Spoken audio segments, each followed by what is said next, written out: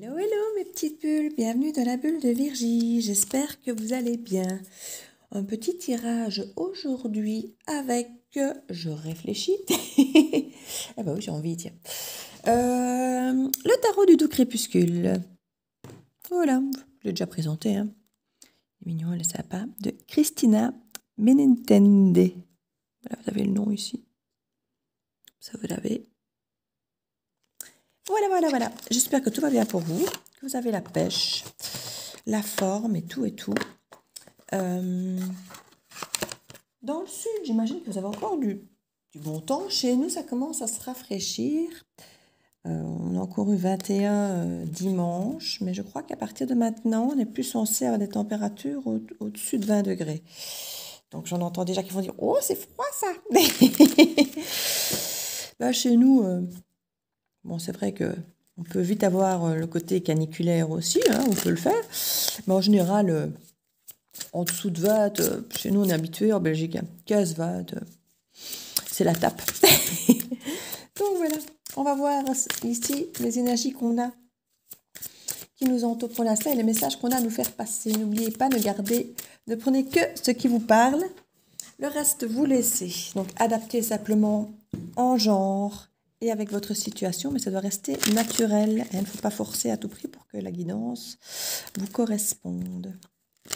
Prenez uniquement ce qui résonne en vous. On va voir ici quel message on peut faire passer à tous ceux qui nous regardent.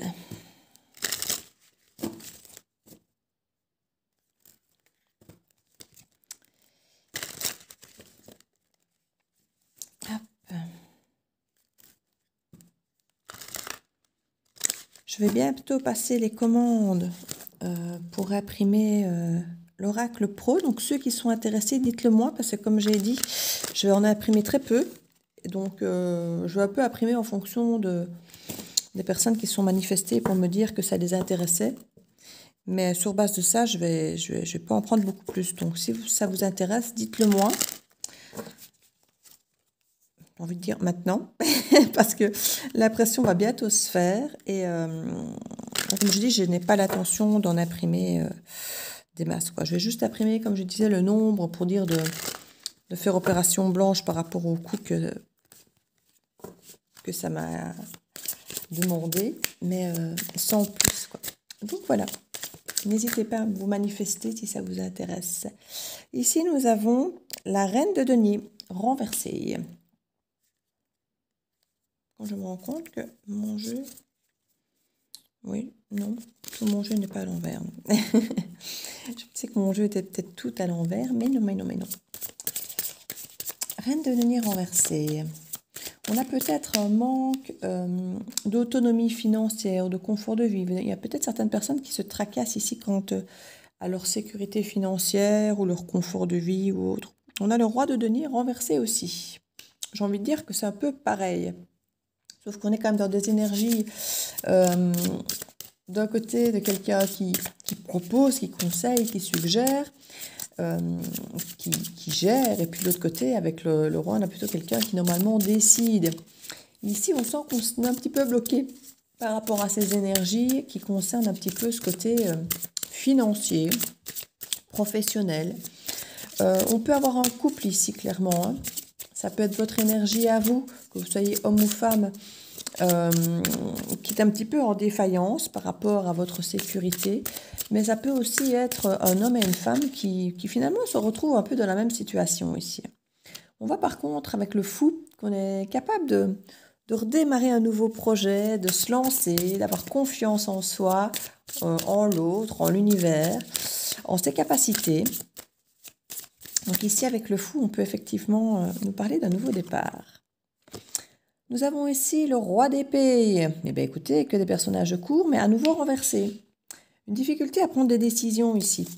Le roi d'épée, c'est quelqu'un qui peut effectivement être assez froid, assez tranchant, assez cassant. Quelqu'un qui analyse beaucoup, de très intelligent, qui ne se laisse pas faire, hein, qui a un peu ce côté froideur. Effectivement, on a le 6 de bâton ici. Avec le 6 de bâton, on nous parle quand même de réussite. de réussite, de triomphe même par rapport à quelque chose, mais avec cette carte dans cet oracle qui est beaucoup plus sombre, j'ai envie de dire, on a cette tristesse parfois de réussite peut-être solitaire. On a cette réussite, on a cette reconnaissance, mais peut-être pas par les gens dont on le voudrait, par rapport aux gens qui nous tiennent à cœur ou autres. On a peut-être l'impression que cette réussite a, je ne vais pas dire un goût amer, mais je ne sais pas comment je le dis, mais je crois que vous avez compris plus ou moins l'énergie que je voulais donner.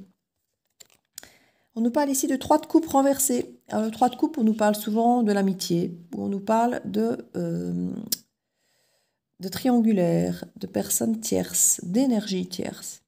Il peut effectivement peut-être y avoir des amis qu'on aurait peut-être voulu voir soutenir ou autre. Et il y a peut-être des choses, des gens ici à trancher, on nous dit. Maintenant, on a des difficultés, comme je vous dis, à décider, à trancher. On sent qu'on est un peu perturbé ici. Il peut y avoir effectivement une forme de réussite qui peut, je ne vais pas dire apparaître comme un échec, mais pas aussi savoureuse. Quelqu'un qui peut avoir tout réussi, qui peut avoir tout, et en même temps ne pas se sentir dans le confort et la sécurité financière, avoir du mal à décider, avoir du mal à trancher, ne pas trop savoir quoi faire en fait, comme quelqu'un qui a peut-être son divorce en sa faveur, mais voilà, il est quand même démuni, il a quand même cette sensation d'avoir tout perdu, sa famille, peut-être sa maison, la garde de ses enfants, enfin vous voyez, il y a ce côté... vous allez me dire, il ne peut pas avoir gagné son divorce s'il a tout perdu, mais bon, on se comprend. Ça peut très bien être en sa faveur au niveau des décisions, mais c'est pas pour ça que c'est ce qu'il voulait, quoi. On a un petit peu ce genre d'énergie ici. On va pourtant de l'avant. Hein. Alors ici, je viens de sortir le 6 de denier à l'envers. Donc on nous parle d'une forme de déséquilibre. Ici, on nous parle du 4 épées à l'endroit.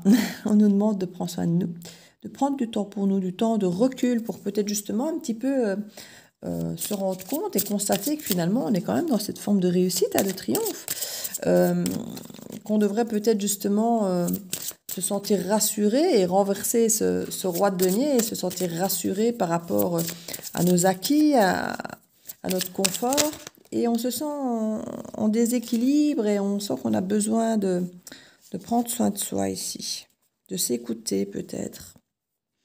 Même si on n'est pas dans l'introspection avec le 4 d'épée, hein, on est dans le fait de prendre soin de soi, mais pas forcément dans la remise en question.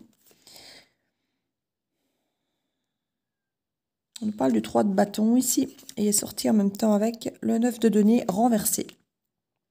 Avec le 3 de bâton, on a quand même prévu pas mal de choses. On s'est organisé, on a planifié. On est prêt quelque part à démarrer. On a presque pris des décisions déjà à peu de choses près, mais on n'a pas démarré.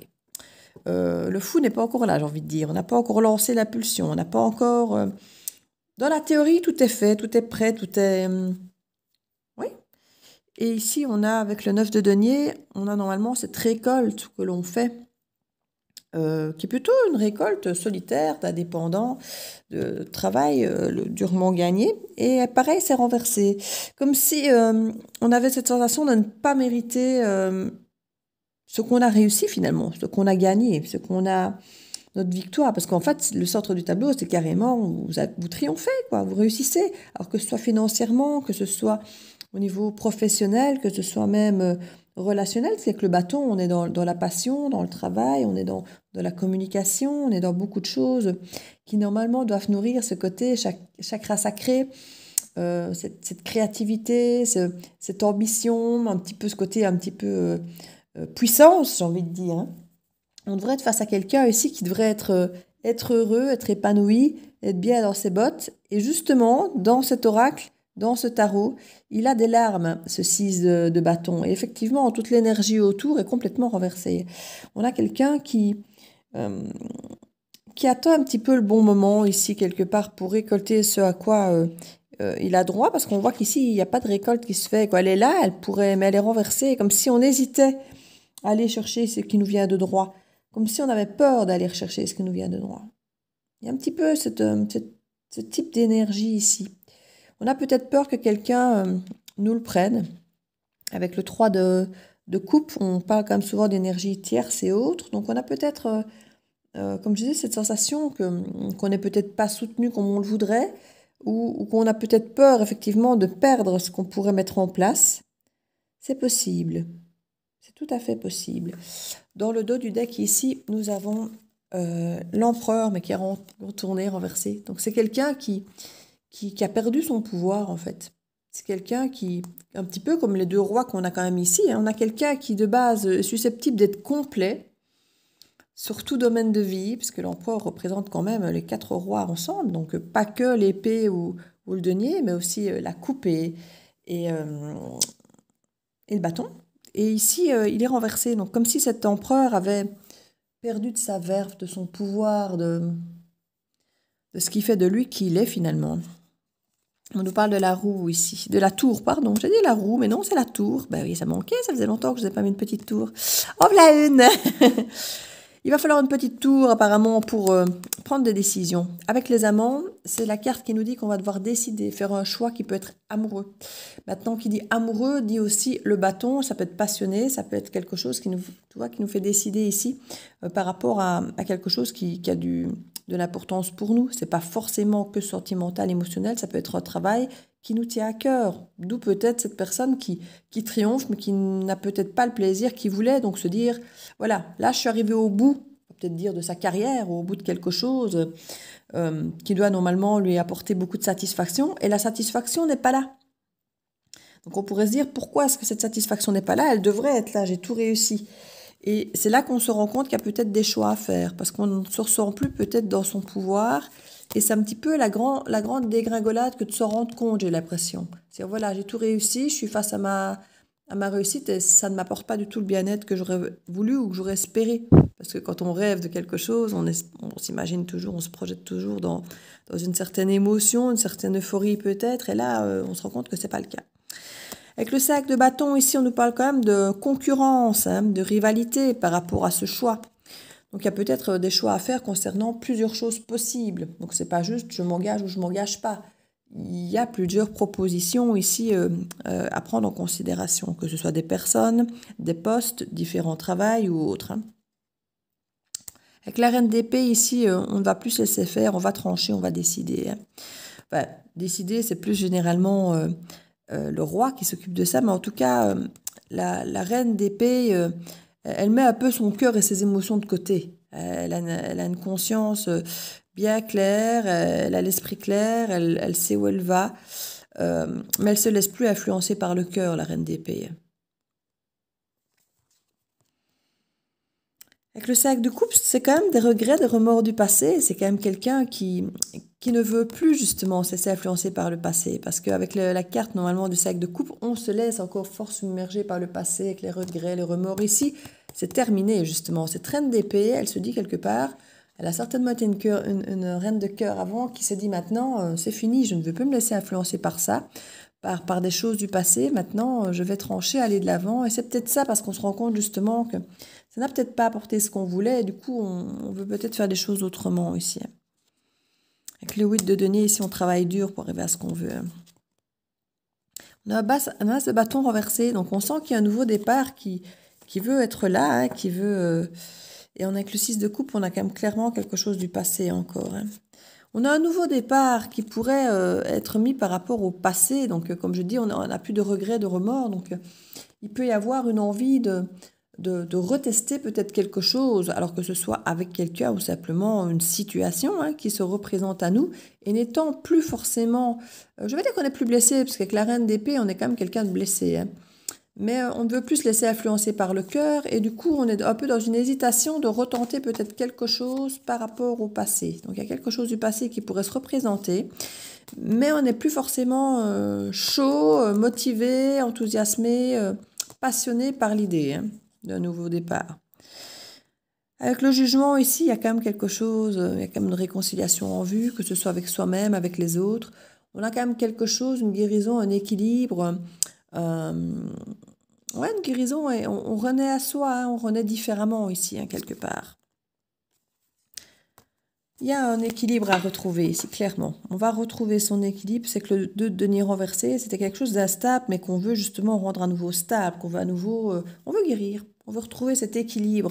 On sent que l'équilibre, on ne l'a pas, puisque même dans cette victoire, dans ce triomphe, on ne se sent pas forcément super bien. Donc, on sent qu'on veut travailler là-dessus ici. Et c'est bien, c'est bien. C'est certainement ça, cette tour. C'est de réaliser finalement qu'on est arrivé au bout du chemin d'un aboutissement où on devrait être heureux et qu'on ne l'est pas. Et je crois que c'est une sacrée tour pour certains de réaliser que finalement, cet aboutissement qu'on a peut-être rêvé pendant des années, mais n'apporte absolument pas ce qu'on pensait, parce que peut-être que notre bonheur finalement est ailleurs. Que notre bien-être, que nos envies finalement sont ailleurs. On a parfois des rêves qu'on a nourris pendant des années, parfois depuis l'enfance, parce qu'on a quand même des choses du passé qui revenaient. Peut-être depuis l'enfance qu'on nourrit certains rêves ou certaines idées de certaines choses, de comment on veut réussir sa vie. Et puis quand on a réussi officiellement par rapport à ces fameux exemples ou ces critères qu'on s'était un petit peu imposés dans notre logique pour la reconnaissance, pour la renommée, le triomphe. Une fois qu'on les a, on se rend compte qu'en fait, ça ne nous apporte pas du tout ce qu'on voulait. Donc c'est dire, voilà, il va falloir que je réajuste le tir, que je me recrée de nouveaux critères avec qui je suis maintenant, avec ce qui va vraiment m'enthousiasmer et m'apporter vraiment cette sensation d'avoir réussi quelque chose, mais maintenant en sachant que les critères ne sont certainement plus du tout les mêmes. Et c'est peut-être ça, cette fameuse tour. C'est reprendre le pouvoir de sa vie en réajustant ces fameux critères du bonheur, de la réussite. Qu'est-ce que pour moi maintenant, cette réussite, ce bonheur, parce que j'ai atteint celui que je croyais être, mais je me rends compte que ce n'est pas ce que je veux. Ce n'est plus ce que je veux. Donc ici, clairement, c'est une prise de conscience qui peut être compliquée pour certains, certes, mais qui sera ô combien gratifiante une fois qu'on aura réajusté le tir ici, hein, clairement. Je vais mettre là-dessus une petite carte. Je sens bien la magie, tiens. Petite carte avec... non, les animaux, là. Je viens d'avoir dans la main et ça m'a vibré. Le petit oracle des animaux de pouvoir. On a cherché la boîte plus bas. J'ai eu celui-ci dans la main. Je suis dit, non, c'est moi que tu dois prendre. Donc, c'est lui qu'on va prendre. C'est lui qu'on va prendre. Quand je dis qu'on me dit, on ne me dit pas. Il n'y a pas de voix. Hein. Moi, j'entends rien. Je ne vois rien. Je les ressens. C'est ça que ça a été compliqué pour mon départ parce qu'il fallait que j'aie confiance en ce que je ressentais. Là, mon ressenti, quand j'ai eu cette boîte en main, ça a vraiment été « prends-moi » Alors que j'entends rien du tout. Comme je dis, je n'ai pas d'image, je n'ai pas de son, contrairement à certains. C'est pour ça que j'ai eu beaucoup de mal à me faire confiance dans un premier temps. Pour la cartésienne que je suis.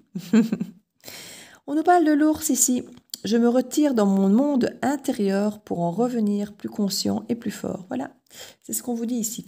Vous allez vraiment devoir, avec ce 4 d'épée, vous revenir vers vous, prendre soin de vous et vous écouter pour retrouver finalement ce qui vous apporterait ce fameux triomphe, mais qui vous ferait vous sentir bien et pas juste un triomphe extérieur. La fourmi, j'avance un pas après l'autre, je fais preuve de patience, mon objectif m'attend au bout du chemin. Et oui, et c'est ça qui est frustrant ici, c'est que l'objectif, on avait l'impression de l'avoir atteint. Sauf qu'on se rend compte que finalement, ce n'est plus ça, ce n'est plus le bon objectif, c'est plus le même.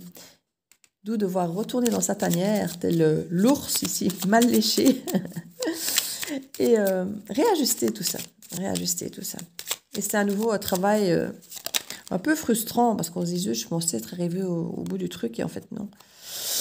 Laura, j'ai confiance en mes capacités d'adaptation et de survie. Je suis résistant et résilient. Oui, vous allez y arriver. Vous venez déjà d'arriver à faire un truc énorme. Donc pourquoi n'arriveriez-vous pas à refaire autre chose qui maintenant en plus vous ressemblera bien davantage? Encore plus motivé. La pille, je me méfie de ce qui brille. Les plus grands trésors n'en sont pas toujours les plus étincelants.